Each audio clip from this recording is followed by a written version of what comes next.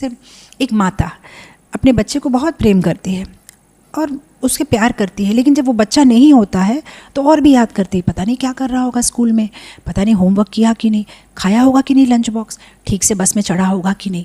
और पूरा दिन घर में उसकी जितनी भी चीज़ें दिखती है, उसकी खेलती हुई छोटी सी रेड कलर की टॉय कार या उसके चप्पल या उसके, तो हर एक चीज़ माँ को उसकी याद दिलाती है। ये देखो यहाँ पे रख दिया इसने, पता नहीं क्या कर रहा होगा स्कूल में, पता नहीं अभी क्या कर रहा होगा, पता नहीं जैसे पानी पिया होगा कि नहीं। तो इतना ज़्यादा उसको याद करती। तो उसी तरह से भगवान ये फ्लेवर देना चाह रहे थे, क्योंकि सब समय तो यशोदा माता भगवान को ऐसे ही बस अपने साथ में अपने आँखों के सामने रख रही थी।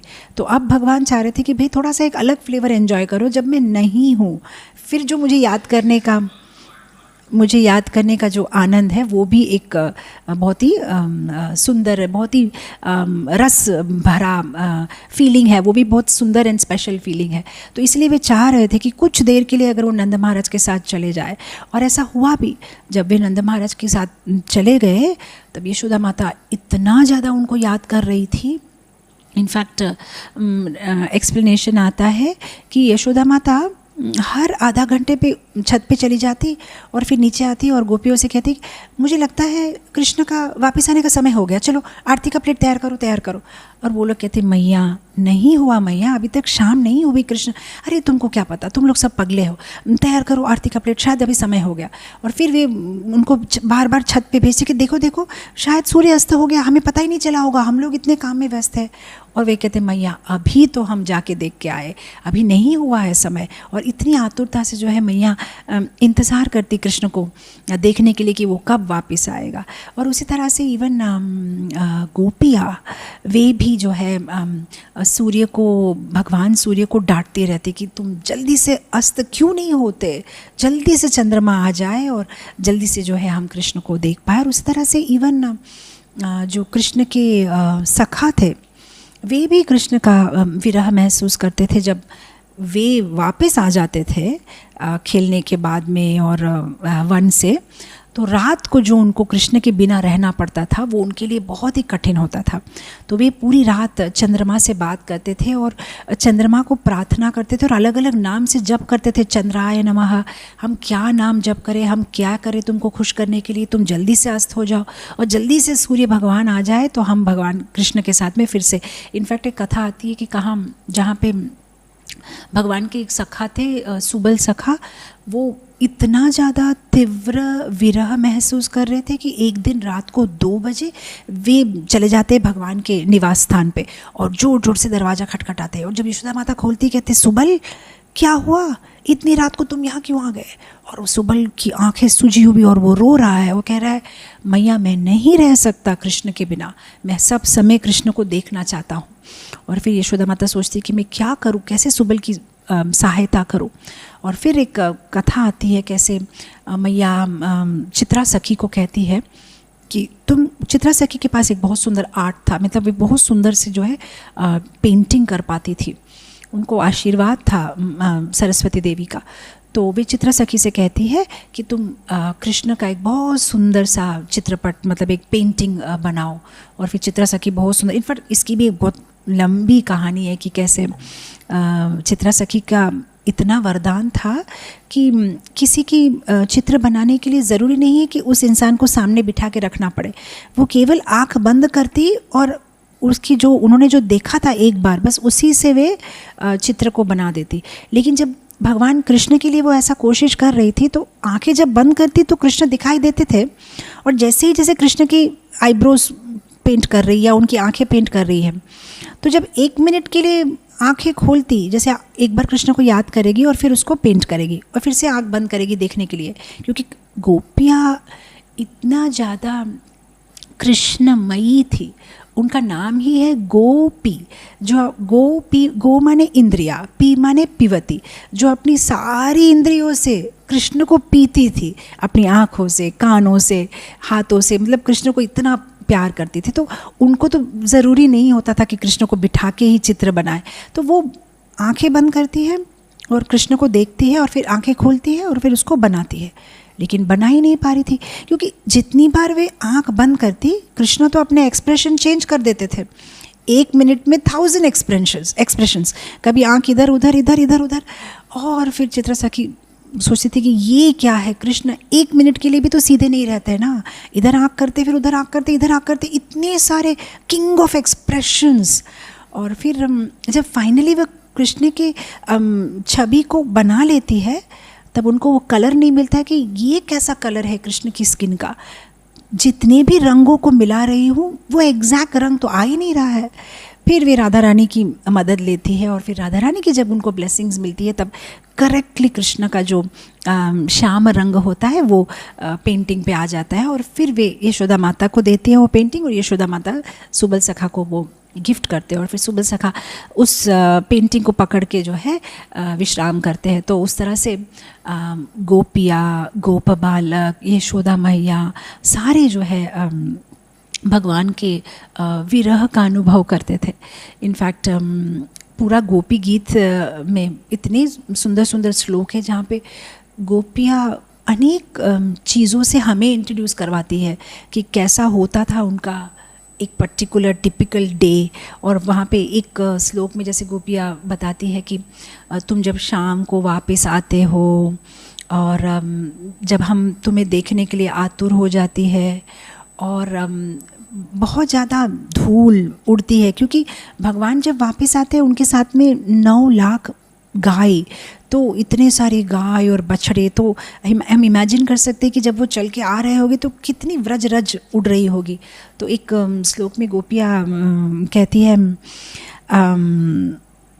दिन परीक्षये नीलकुंटले वनरहानुना बेभृदावृतं घनरजाश्वलं दर्शयान्मुहुर् मनसि न स्मराम वीरयच्छसि।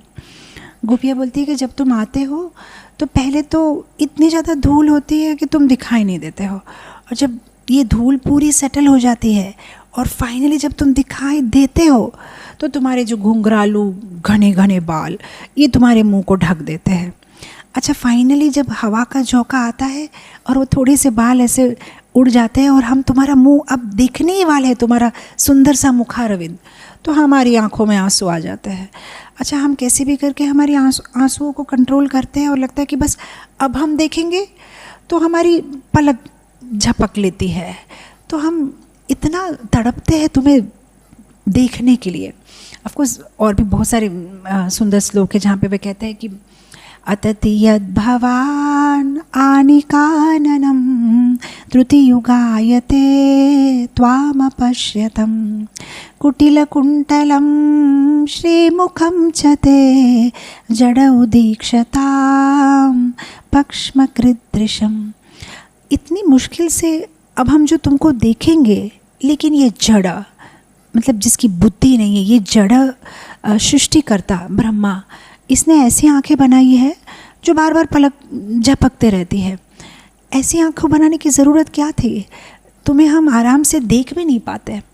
हालांकि ये पलक जो हम ये पलक झपकते हैं, एक्चुअली ये 1 सेकंड से भी कम है, 1/1700 फ्रैक्शन ऑफ ए सेकंड। लेकिन फिर भी गोपियों को लगता है कि अगर इस 24 घंटे में पूरा समय को जोड़ा जाए, जितना बार हम झपक लेते, मतलब पलक झपकती है, अगर हम उस पूरे समय को जोड़े तो कितना समय नष्ट हो गया हमारा कि हमने भगवान कृष्ण को नहीं देखा। और वे कहती है कि जब एक बार भी आंखें ऐसे पलक ऐसे झपकती है तो लगता है जैसे कि हजारों साल बीत गए, ऐसा लगता है तुम्हें देखे हुए। तो इतना जो है गोपियाँ भगवान के विरह को अनुभव करती, even for a fraction of A second भी वो भगवान को अपने आँखों से ओझल नहीं होने देना चाहती है। तो इस तरह से वैष्णवाचार्य कहते हैं कि भगवान जो है उनको सेपरेशन का आनंद देना चाह रहे थे, क्योंकि जब अगर आप ये भी कह सकते माता जी, वन में तो वे जो है काफ्स को, बछड़ों को भी तो लेके जा ही रहे थे ना, तभी भी तो विरह था। नहीं, तभी उतना नहीं होता था विरह। क्यों? क्योंकि पास पास में था और छत के ऊपर से गोपियाँ भी भगवान को देख पाती थी, और कभी कभी वे दोपहर को जल्दी आ जाते थे और वे दूर नहीं जाते थे, और गोपियाँ भी कभी दोपहर को जाके उनको फ्रेश माखन खिलाती थी। तो वृंदावन में एक जगह है ना तेर कदम, जहाँ पे गोपियाँ दोपहर के टाइम पे भगवान को जो है फ्रेश बटर खिला के आ जाती थी। तो उतना विरह नहीं होता था। लेकिन जब अगर वो आगे चल के गोपालक बन गए तो विरह की जो अवधि है बढ़ जाएगी, क्योंकि उन्हें डीप जंगल में जाना पड़ेगा। और ऐसे नहीं कि बस गए और आ गए, सुबह जाएंगे तो सीधा शाम को वापस आएंगे, तो बहुत सारे घंटों तक जो है विरह उनको अनुभव होगा गोपियों को। तो कुछ वैष्णवाचार्य कहते हैं कि एक्चुअली मेन कारण कुछ और है, क्यों भगवान बनना चाह रहे थे गोपालक। क्योंकि ये जो बछड़े थे, ये जब भगवान के साथ में चरने के लिए जाते थे और जब वापस आते थे तो वे गौशाला में जाके अपनी माताओं, मतलब जो गाय थी, गायों से कहते थे कि अरे मैया, तुमको पता है आज कृष्ण ने क्या किया? आज तो कृष्ण मोर की तरह नाच रहा था। फिर कोई और बछड़ा कहता है अरे मैया, तुमको पता है आज कृष्ण ना कुकू पक्षी के जैसे आवाज़ कर रहा था। आज तो कृष्ण ने एक बंदर की पूंछ को ऐसे खींचा। तो जब वे ऐसी सारी बातें करते थे तो वहाँ गौशाला में जो गाय थे उनको ऐसा लगता था कि अरे हमारे बच्चे इतना आनंद कर रहे हैं, भगवान का संग ले रहे हैं, हमें कब मिलेगा? तो जब भगवान गौशाला में आते जाते रहते थे तो ये जो गाय है वे मुँह मतलब भगवान से आवाज़ करके पूछती थी कि कान्हा, हमें कब ले जाओगे तुम्हारे साथ? केवल हमारे बछड़ों को वो आनंद दे रहे हो, हमें कब मिलेगा ये आनंद? और भगवान उनसे कहते कि हाँ आएगा समय आएगा, मैं तुम सबको भी मेरे साथ वन में ले जाऊंगा और हम बहुत वहाँ पे आनंद करेंगे। अब कुछ लोग कहते हैं कि एक्चुअली कुछ आचार्यों का कहना है कि क्यों बनना चाह रहे थे कृष्ण गोपालक, क्योंकि जिस तरह से एक भक्त के जीवन में क्या होता है, हमारा लोभ कि हमें चाहिए कृष्ण प्रेम के लिए जो है हम इतनी मेहनत कर रहे हैं, तो उसी तरह से भगवान को भी लोभ है किस चीज़ का? गो प्रेम। उनको गाय इतनी प्रिय है कि उन फ्रॉम हार्ट ऑफ हार्ट्स उनकी ऐसी इच्छा है कि वे गायों के साथ में जितना हो सके उतना ज़्यादा समय स्पेंड करें। अब इसका प्रूफ क्या है? हम देखते हैं भगवान से जुड़ी हुई हर चीज़ में गाय भी जुड़ी हुई है। भगवान को प्यारा लगता है गिरिराज जी, तो गिरिराज जी का नाम क्या है? गोवर्धन। भगवान के प्यारे सखों का नाम क्या है? गोप गोपी। भगवान के परमानेंट रेसिडेंशियल एड्रेस क्या है? गोलोक धाम। भगवान का जन्म कहाँ होता है? गोकुल में। भगवान का नाम क्या है? गोविंद। प्यार से उन्हें क्या बुलाते हैं? गोपाल। हर चीज़ गो गो गो गो, उनकी हर चीज़ जो प्रिय है उसमें गो लगा हुआ है। और अगर हम भगवान के पास में जाना चाहते हैं तो हमें भी उनकी गो माता से प्रेम करना पड़ेगा, तभी हम जा पाएंगे उनके गोलोक धाम में, गोलोक वृंदावन धाम में। से ऐसा होता है ना, इवन भौतिक जगत में अगर हमें कोई बहुत अच्छा लगता है तो उनसे उनकी नाम से जुड़ी, जैसे हमें प्रभुपाद जी बहुत अच्छे लगते हैं, तो आप देखेंगे अक्सर इस्कॉन के हर डिवोटीज़ के पासवर्ड में, डेस्कटॉप पासवर्ड में, ईमेल के पासवर्ड में या बैंक के ATM में हर चीज़ प्रभुपाद से जुड़ी हुई। प्रभुपाद @108, श्रीला प्रभुपाद या गुरुदेव @108। जो हमें बहुत अच्छा लगता है, हमारे जीवन की हर चीज़ हम उनके साथ जोड़ते हैं। हमारे पासवर्ड्स, हमारे ATM पिन्स, हमारा ये सीक्रेट अकाउंट, बैंक अकाउंट का पासवर्ड, हर चीज़। तो उसी तरह से लगता है कि भगवान को गौ माता से बहुत प्यार है, इसलिए भगवान की हर चीज़ गो गो गो गो गो से जुड़ी हुई है। भगवान हर चीज़ में गौ माता को मिलाते हैं। तो इनफैक्ट आप देखिए इवन भौतिक जगत में किसी को अपनी माता से बहुत प्यार है तो अपने घर का नाम रखेंगे मातृभवन, या अपनी पत्नी के नाम पे या अपने पिता के नाम पे। तो उस तरह से हम देखते हैं कि भगवान को गौ माता बहुत पसंद है, इसलिए उनका धाम है गोलोक का धाम। तो इनफैक्ट और कुछ वैष्णव आचार्य कहते हैं कि नहीं एक्चुअली ये रीज़न नहीं था, मेन रीज़न ये था वे क्यों बनना चाह रहे थे गोपालक, क्योंकि उनकी बहुत ज़्यादा कमिटमेंट्स थी। उन्होंने बहुत सारे वादे किए थे। किनसे? उन्होंने बहुत सारे वादे किए थे बहुत सारे भक्तों के साथ। बहुत सारे भक्तों ने हज़ारों लाखों साल तपस्या करके भगवान से ये वरदान मांगा था कि आपके वृंदावन धाम में हम एक पशु बन के, पक्षी बन के, कीड़ा मकोड़ा, कोई लता, कोई फूल पौधा बन के हम जन्म ले और हमें वहाँ पे आपका संग मिले। प्रूफ क्या है? Uddhav, the very own Uddhav क्या कहते हैं कि मैं वृंदावन में, वो ये नहीं कहते कि मैं वृंदावन में गोप बालक के रूप में जन्मूँ, वो कहते मैं वृंदावन में एक गुलमलता के रूप में जन्मूँ, जहाँ पे गोपियों के श्री चरण मेरे सिर पे पड़े।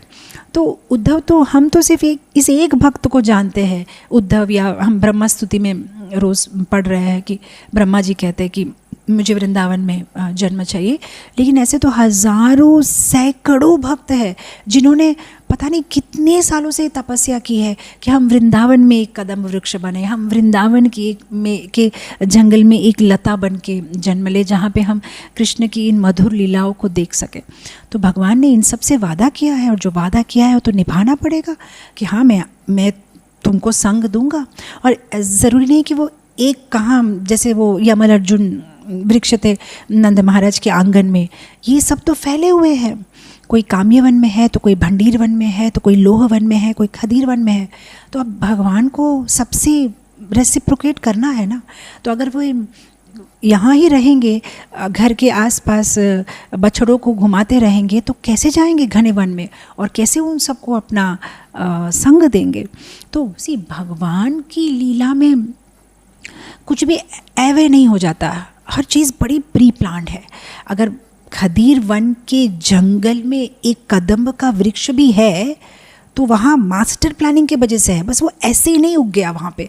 पता नहीं इस कदम्ब के वृक्ष के जो उसके अंदर जो जीव है, जो आत्मा है, उसने कितनी तपस्या की होगी, तब जाके उसको वृंदावन में वो कदम्ब का, खदीर वन में कदम्ब वृक्ष बनने का चांस मिला है। तो भगवान को रेसिप्रोकेट तो करना पड़ेगा। इनफैक्ट त्रेता युग में भी भगवान जब रामचंद्र जी के रूप में आए थे तो कितने योगियों ने ऐसी कामना की थी कि हम आपको छू सके, हम आपकी सेवा कर सके, हमें आने वाले अवतार में आप सेवा का अवसर दीजिएगा। तो इसलिए हम देखते हैं कि इवन ये जो वृंदावन के वृक्ष है, उनकी कैसी भावना है भगवान को सेवा करने के लिए। इनफैक्ट हम देखेंगे, स्पेशली अगर आप तेर कदम्ब जाते हो नंदगांव के पास में, तो वहाँ पे आप देखोगे जो कदम्ब के वृक्ष है, कभी ऐसे ऊपर जा रहे हैं, फिर नीचे आ रहे हैं, फिर ऊपर जा रहे हैं। तो वैष्णवाचार्य कहते हैं कि ये जो वृक्ष है, कभी कभी सोचते हैं कि अरे हम तो यहाँ भगवान की सेवा करने आए हैं, तो हमें तो भगवान को छाया देना चाहिए, इसलिए वो लंबा होके ऊपर चले जाते हैं कि भगवान को छाया दे, उनको धूप ना लगे।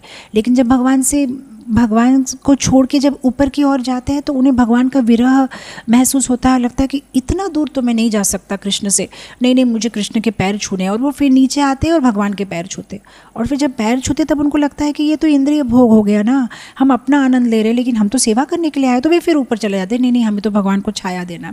तो आप देखो कि पूरे वृक्ष ऐसे ऐसे ऐसे पूरा एक क्या कहते हैं ना, एक कुंज जैसा बना हुआ है, इतना सुंदर लगता है वो ऊपर नीचे डालियाँ। इनफैक्ट मैं कहाँ पढ़ रही थी, कह रहे थे कि कुछ वृक्ष के जो डाली होती थी, ब्रांचेस इतनी लंबी होती थी कि आपको नीचे चलने की भी ज़रूरत नहीं है, आप केवल उस ब्रांचेस पे चलोगे तो चलते मथुरा चले जाओगे, उतनी लंबी ब्रांचेस भी होती थी। तो इन सब से तो भगवान को रेसिप्रोकेट करना है। और ना केवल वृक्ष, वहाँ की लताएँ भी भगवान का इंतज़ार कर रहे थे, वहाँ के कुकू बर्ड्स भी भगवान का इंतज़ार कर रहे थे, वहाँ के जंगल के अंदर में जो छोटे छोटे कुंड के अंदर में जो राजहंस थे, वे भी भगवान का इंतज़ार कर रहे थे कि कब आएंगे कृष्ण, कब आएंगे, कब हमारे साथ में खेलेंगे। वहाँ के जो छोटे छोटे कीड़े मकोड़े, इवन भौरे, जैसे ही भगवान को देखते तो वे सब समय भगवान के पास में आके कुछ ना कुछ गाते रहते, कुछ आवाज़ करते रहते। इनफैक्ट हम उसे आवाज़ करते हैं ऐसा कहते हैं, लेकिन भगवान तो उनकी भाषा समझते हैं। इनफैक्ट 64 क्वालिटीज़ ऑफ कृष्णा भक्ति रसामृत सिंधु में आता है, उसमें कहा गया है कि भगवान इतने निपुण थे कि वे एक लता की भाषा, एक पक्षी की भाषा, एक पौधे की, सबकी भाषा भगवान जानते थे और भगवान सबसे वार्तालाप करते थे। भगवान एक लता से भी कहते थे, अरे लता कैसे हो तुम, आज सब ठीक तो है। एक पक्षी से बात करते, अरे पक्षी तुम दिखाई नहीं दिए, सुबह से कहाँ चले गए थे, मैं तुम्हें याद कर रहा था। तो उस तरह से भगवान सबसे जो है बातें करते थे, सबको प्रेम देते थे। तो ये सारे भी तो भगवान के इंतज़ार में अलग अलग वनों में स्थित है और वे इंतज़ार कर रहे हैं कि कब आएंगे ठाकुर जी यहाँ पे। तो इसीलिए भी ठाकुर जी बड़े ही जल्दी में थे कि मैं जल्दी से गोपालक बन जाऊँ और मेरी जो कमिटमेंट्स है सबको जो है मुझे प्रेम देना है, मैं अलग अलग वनों में जाके उनको मेरा संग दूँ। अब कुछ वैष्णव आचार्य कहते हैं कि और एक भी रीज़न था, भूमि माता, क्योंकि भूमि माता अपने मन में सोच रही है कि अरे बुलाया मैंने, मेरे कहने पे तो आए हो आप और मुझे ही संग नहीं दे रहे हो। मैं तो गई थी ब्रह्मा के पास में कंप्लेन करने के लिए कि ये कंस मुझे इतना अत्याचार कर रहा है और आप मेरे लिए ही तो आए हो, मुझे कंस के अत्याचार से बचाने के लिए, मुझे प्रेम देने के लिए। और अगर आप यशोदा मैया की गोदी में ही बैठे रहोगे तो मुझे कब मिलेगा आपका स्पर्श। तो भूमि माता भी चाहती थी कि भगवान जल्दी से गोपालक बन जाए और वनों में विचरण करने लगे। तो वनों में जब विचरण करेंगे तो ज़्यादा समय तक भूमि माता को उनका स्पर्श मिलेगा, और जहाँ जहाँ भूमि माता को भगवान का स्पर्श मिलता है वे इतनी उल्लासित हो जाती है।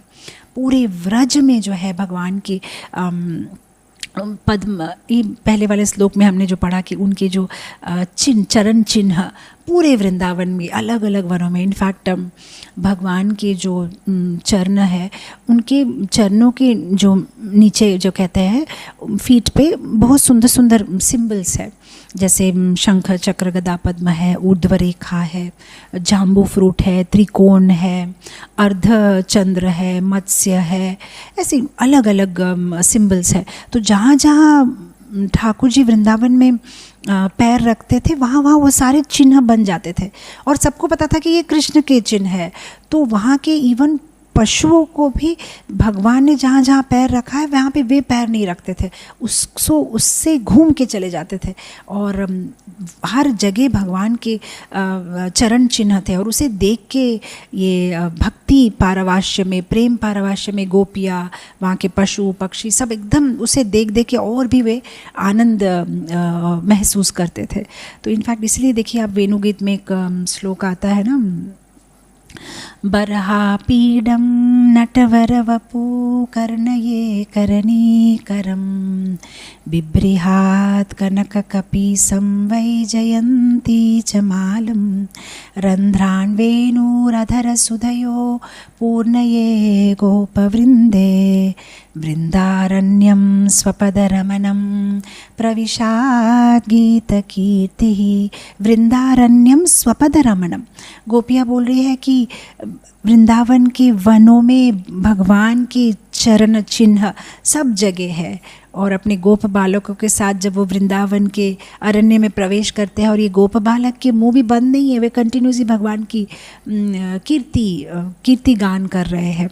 तो उस तरह से दिव्रजवासी इतने खुश हो जाते थे जब वे भगवान के चरण चिन्ह देखते थे, और भूमि माता भी इतनी खुश हो जाती थी। सबको भगवान के नित्य लीला में भाग लेने की उत्सुकता थी।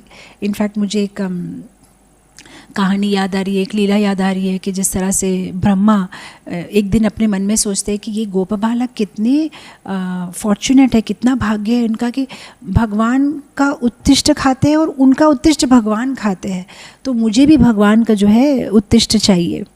तो अब भगवान का उत्तिष्ठ चाहिए तो कैसे लेंगे, तो उनको एक आइडिया आती है कि अरे भगवान रोज़ पिकनिक होती है ना, जैसे भोजन थाली काम्यवन में प्रसाद लिया और फिर उसके बाद में जो है भगवान यमुना के किनारे यमुना नदी में हाथ धोते हैं।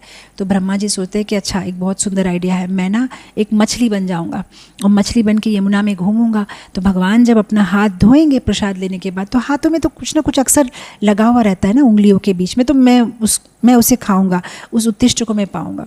तो एक बार जब ब्रह्मा ऐसे मछली बन के इंतज़ार कर रहे हैं कि कब भगवान हाथ धोएंगे, तो ठाकुर जी जब जाते हैं यमुना में हाथ धोने के लिए तो देखते कि ओह ये तो ब्रह्मा है। और फिर भगवान जानबूझ के जो है उसको मतलब ये रुलाते हैं। भगवान अपने गोप सखा को कहते हैं अरे श्रीधाम थोड़ा पानी तो लेके आओ यमुना से। तो पानी लेके आके बाहर में हाथ धोते हैं लेकिन यमुना में हाथ नहीं धोते। और फिर ब्रह्मा से भगवान कहते हैं कि अरे इतना आसान नहीं है कि तुमको मेरे उत्तिष्ठ ऐसे ही मिल जाए, ये तो केवल मेरे व्रजवासी मित्रों के लिए है।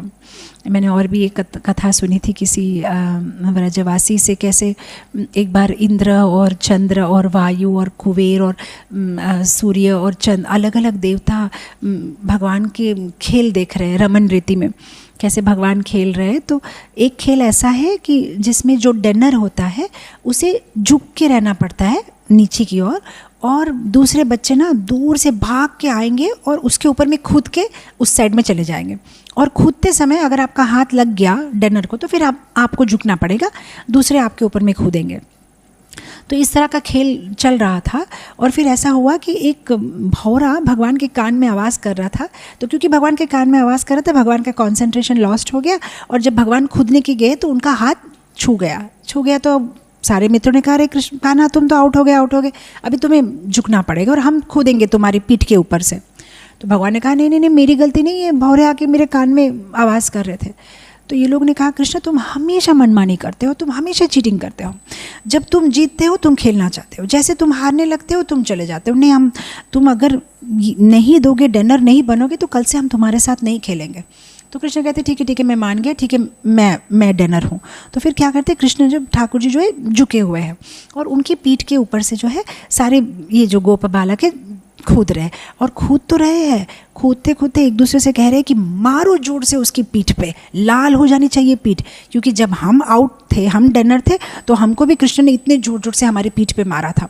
तो ये सारे जो गोप बालक है दूर से भाग के आ रहे हैं और भगवान की पीठ के ऊपर से कूद रहे हैं और जोर से भगवान को पीठ पे जो है एक मार रहे हैं। तो ये जो इंद्र सूर्य चंद्र देवता वो सोचते हम भी खेलते हैं भगवान के साथ, तो ये भी लाइन में लग जाते हैं गोप बालक का वेश धारण करके और एकदम तैयार हो जाते हैं कि हम भी खेलेंगे ठाकुर जी के साथ। और फिर जब इंद्र भागते हुए आते हैं और भगवान के ऊपर से कूदने का जब समय आता है, लेकिन जैसे ही भगवान के पास आते हैं उनकी दूरी कम होती है, एकदम नज़दीक में आ जाते हैं, तब एकदम कूदने के बदले में हाथ जोड़ के गोविंदमादि पुरुषम तमहम भजामि, क्योंकि लगता है ऐसे कैसे कूद सकते हैं हम। तो सूर्य और चंद्र और वरुण और अग्नि सब हंसने लगता है कि इसको देखो, अपने आप को बड़ा मानता है, स्वर्ग का राजा, डर गया, साइड जाओ हम करेंगे। और फिर जब सूर्य भगवान भाग के आते हैं, जैसे भगवान के पास में आते हैं तो सूर्य जिनके वजह से हमें पसीना होता है उनको पसीना होने लगता है, नहीं मैं नहीं कर सकता, वो पीछे चले जाते हैं। तो उस तरह से और फिर कुछ देर कोशिश करने के बाद में ये जो गोप बालक उनको तो समझ में नहीं आता है, वे कहते हैं कौन हो तुम लोग, तुम हटो यहाँ से, हमें खेलने दो। और फिर ये सारे देवता बोलते हैं नहीं हमें वापस जाना चाहिए, हम नहीं कर सकते, ये केवल व्रजवासी ही कर सकते हैं।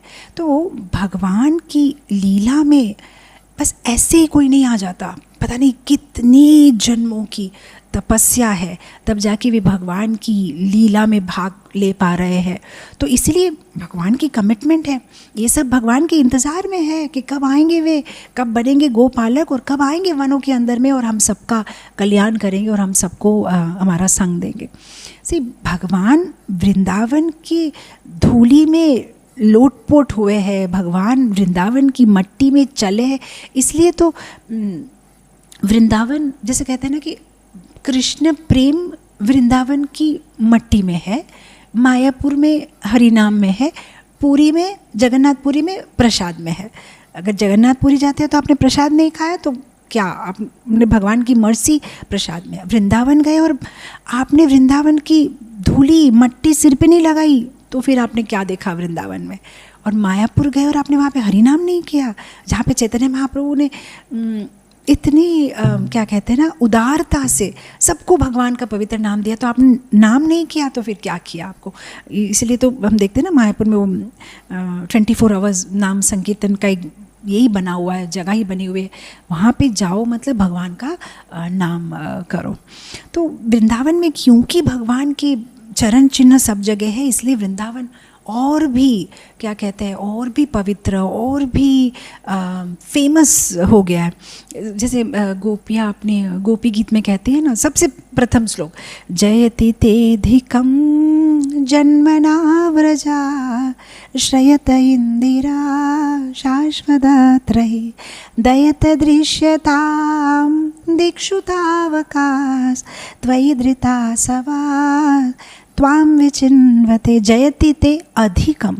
वृंदावन तो ग्लोरियस है ही, लेकिन ओ कृष्णा क्योंकि तुमने यहाँ पे जन्म लिया, अधिकम वृंदावन की जय जयकार हो गई है, वृंदावन और भी ग्लोरियस हो गया क्योंकि तुम्हारे चरण कमल इस वृंदावन भूमि पे पड़े हैं। तो भगवान सबसे रेसिप्रोकेट करने के लिए। लेकिन सबसे अच्छा कारण मुझे जो लगता है, किसी वैष्णव आचार्य ने कहा है, एक्चुअली सबसे बड़ा रीज़न क्या था, क्यों कृष्ण बनना चाह रहे थे गोपालक, क्यों वे वत्सपालक बन के खुश नहीं थे, क्योंकि उनके दोस्त उन्हें बहुत चिढ़ाते थे। उन्हें कहते थे, अरे इसको देखो इतना बड़ा हो गया है, लेकिन इसके पिताजी इसको अभी भी गायों को चराने की जिम्मेदारी नहीं दे रहे हैं। क्यों? क्योंकि ये बिल्कुल इर्रेस्पॉन्सिबल है, ये बिल्कुल मतलब जो है अपनी जिम्मेदारी नहीं समझता है, ये अभी भी छोटे बच्चे जैसा है। तो भगवान को मतलब ऐसे बहुत बुरा लगता है कि ऐसे क्यों कह रहे हो, नहीं मैं अभी बड़ा हो गया हूँ, नहीं फिर क्यों नहीं देते तुम्हारे पिताजी तुमको ये रिस्पॉन्सिबिलिटी। तो ऐसे उनके जो मित्र थे उन्हें बहुत ज़्यादा चिढ़ाते थे, और कुछ मित्र उनसे कहते थे कि एक्चुअली ये ना नंद और यशोदा का बेटा है ही नहीं। और फिर उसमें बलराम जी और भी मिलाते थे। बलराम जी कहते थे, हाँ ये तो मुझे पहले से पता है। अच्छा बलराम जी, दाऊ जी आपको कैसे पता? अरे सीधी सी बात है, इसका मुंह देखो कितना काला है, और इनकी माता को देखो कितनी गोरी, इनके पिताजी को देखो कितने गोरे। क्या कभी आप लोगों में से किसी ने ऐसा देखा है कि माता पिता दोनों गोरे और बच्चा इतना काला? ऐसे कैसे हो सकता है? किसी दोनों में से एक तो काला होना चाहिए। इसको तो दत्तक लिया है। और फिर उसके साथ में कुछ और सखा मिलाते थे, हाँ दाऊ जी आप जो कह रहे हो वो सच है। एक बार ना मेरे माता पिता बात कर रहे थे, तब मैंने सुना वो लोग कह रहे थे कि एक दिन नंद और यशोदा वन में विहार कर रहे थे, तो उन्हें किसी छोटे बच्चे की रोने की आवाज़ आई। तो जब उन्होंने देखा तो एक वृक्ष के अंदर में एक छोटा सा छेद बना हुआ था, छेद के अंदर में एक काला सा छोटा बच्चा रो रहा था। यही है वो कृष्णा, काला सा बच्चा। फिर उन्होंने सोचा ये बच्चा रो रहा है, जंगल में कोई नहीं है, तो उनको लेके वे उसको मतलब अपना बेटा मान के उसको बड़ा करने लगे। फिर किसी और ने कहा, हाँ ये गलत है, तुमको पता नहीं, मैं बताता हूँ, मेरे दादाजी ने बताया। मेरे दादाजी ने कहा कि जो कृष्ण है ना, इसके माता पिता बहुत गरीब थे, इनके पास में पैसा नहीं था, इसलिए इन्होंने कृष्ण को नंद यशोदा को बेच दिया। तो उन दिनों में तुला भार, मतलब वो जो वेइंग स्केल होता है ना, उसको लेके आए थे वो, और कृष्ण का जितना भार है उतना भार सोने की मुद्राएं यशोदा मैया और नंद महाराज ने कृष्ण के गरीब माँ बाप जो थे उनको दे के कृष्ण को खरीदा था। तो ये सारी बातें जब कृष्ण सुनते थे वो रोते थे, देखो दाऊ जी ये सब क्या कर रहे हो। कृष्ण बलराम जी कहते थे, सच ही तो है, इसमें वे गलत क्या कह रहे हैं, ये सब तो सही है। सी इनफैक्ट कृष्ण के जो सखा थे, ये I am sorry the time, okay, so Krishna के जो सारे सखा थे, ये सखा में भी अलग अलग डिवीज़न थे। जैसे कुछ भगवान के जो सखा थे वे उनसे एज में बड़े थे, उम्र में बड़े थे, तो उनका भाव कृष्ण की तरफ कुछ अलग था। जैसे कुछ कृष्ण को प्रोटेक्टिव, उसकी रक्षा करते, कुछ उसकी मजाक उड़ाते, कुछ उनको तंग करते। ऐसे अलग अलग सखा का अलग अलग भाव होता था। तो कुछ सखाओं को जैसे कहा जाता था सुहृद सखा।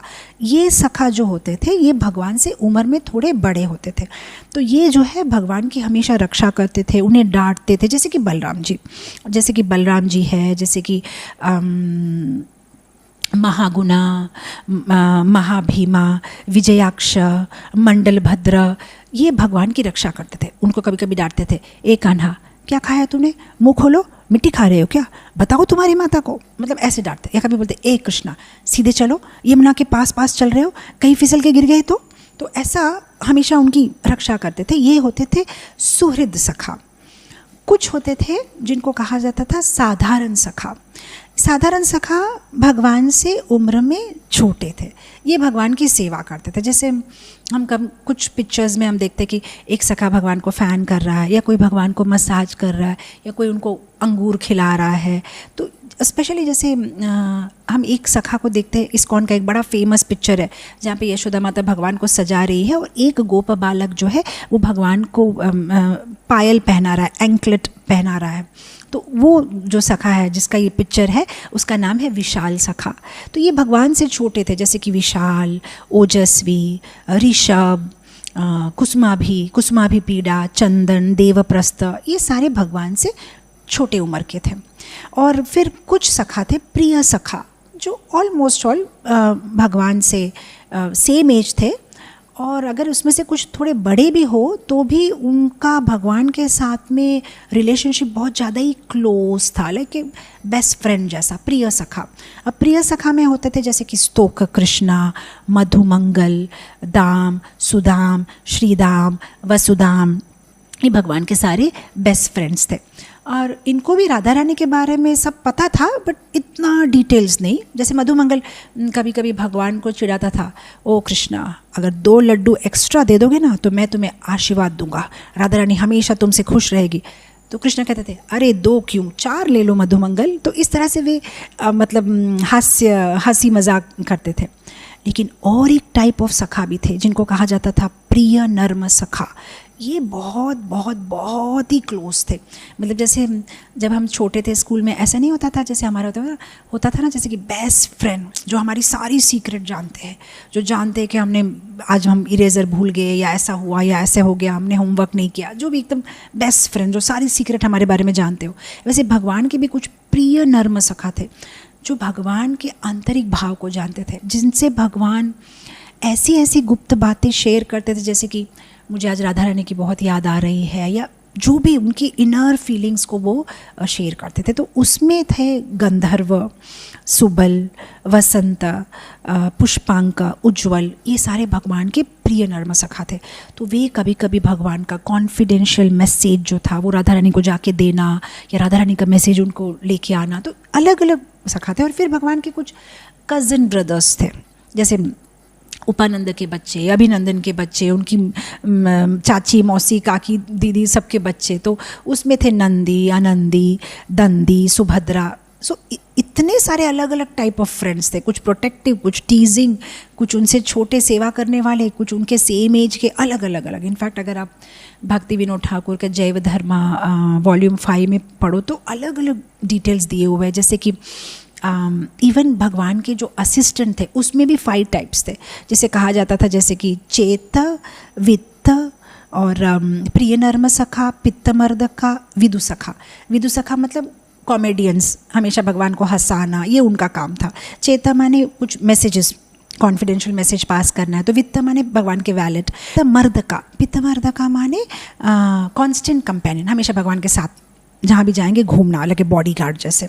और कुछ थे प्रिय नर्म सखा माने वेरी वेरी डियर फ्रेंड्स। तो ऐसे अलग अलग टाइप ऑफ फ्रेंड्स थे ठाकुर जी के। तो अब ये सारे भगवान को टीज कर रहे हैं और उनके they are pulling his leg. तो इस बार क्या हुआ, जब भगवान आ गए, अपने बछड़ों को चरा के वापस आए, तो यूजुअली जब बछड़ों को चरा के वापस आते थे तो भगवान भाग के नंद महाराज की गोद में बैठ जाते थे और फिर उनको मतलब उनके गालों को ऐसे सराहते हुए कहते थे, बाबा आपको पता है, मेरी बात तो सुनिए, मेरी तरफ देखिए, मैं आपको बताऊँ आज क्या हुआ था। आज ना सुबल ने मेरा रसगुल्ला खा लिया, आज ऐसा। लेकिन आज क्या हुआ, भगवान जैसे आए ठाकुर जी, किसी से भी बात नहीं की, मुँह चढ़ा के सीधे अपने कमरे में चले गए। तो नंदा यशोदा सोच रहे क्या हो गया आज, इसकी सारी जो इतनी सारी मटर बातें करता है तो आज कुछ भी नहीं बोल रहा है। तो यशोदा माता कहती मैं जाके देखती हूँ, शायद थक गया होगा। तो यशोदा माता जाती है और कृष्ण से कहती है कृष्ण क्या हुआ। तो जब कृष्ण की ओर देखते कि पूरे आंखें सूजी हुई, गाल एकदम लाल लाल हो गए और रो रहे हैं। यशोदा माता चिंताग्रस्त हो जाती, क्या हुआ, रो क्यों रहे हो, किसी ने मारा तुम्हें, किसी ने तुम्हें कुछ कह दिया क्या, तुम्हें लग गई खाना, क्या हुआ। अब इतना ज़्यादा ठाकुर जी रो रहे हैं कि मुंह से आवाज़ भी नहीं निकल रही है, बस इतना से मुंह से निकल रहा है बलराम बलराम। तो माता कहती ओ बलराम। तो माता बलराम से पूछती बलराम देखो तो क्यों रो रहा है, क्या हुआ, तुमने उसकी रक्षा नहीं की क्या, तुमने उसको सेव नहीं किया, किसी ने कुछ कहा क्या उसे। और फिर कृष्ण जो है अपने सिर को ठोकते हुए कहते हैं मैया वो क्या रक्षा करेंगे, वही तो प्रॉब्लम है, सारी जड़ की प्रॉब्लम तो वही तो है। तो माँ कहते क्या बलराम ने क्या किया, नहीं आपको पता नहीं, बलराम सबसे कहते फिरते हैं कि मैं आपका बेटा हूँ ही नहीं। फिर यशोदा माता बलराम को डांटती, बलराम क्या तुमने ऐसा कहा कि कृष्ण मेरा बेटा नहीं मैया मैंने ऐसा कुछ भी नहीं किया, ये झूठ बोल रहा है, आपको तो पता ही हमेशा झूठ बोलता है। अब कृष्ण कहता है हाँ मैं झूठ बोलता हूँ, लेकिन आज मैं झूठ नहीं बोल रहा हूँ। और यशोदा माता हंस रही, अरे तुम, नहीं मैया मैं सच कह रहा हूँ, आज मैं झूठ नहीं बोल रहा हूँ, आज दाऊ जी झूठ बोल रहे हैं, उन्होंने ऐसा कहा कि मैं आपका बेटा नहीं हूँ। तो ये सारी जब बातें चल रही है तो बहुत ज़्यादा तर्क हो रहा है। तो फिर कृष्ण कहते हैं 100 बात की एक बात है, सब भूल जाओ, बलराम ने क्या कहा, किसने क्या, मैं सिर्फ एक ही चीज़ चाह रहा हूँ, मुझे आप गो पालक बना दो बस, क्योंकि मेरे सारे मित्र मुझे चिढ़ाते हैं कि मैं जिम्मेदार नहीं हूँ, मैं छोटा बच्चा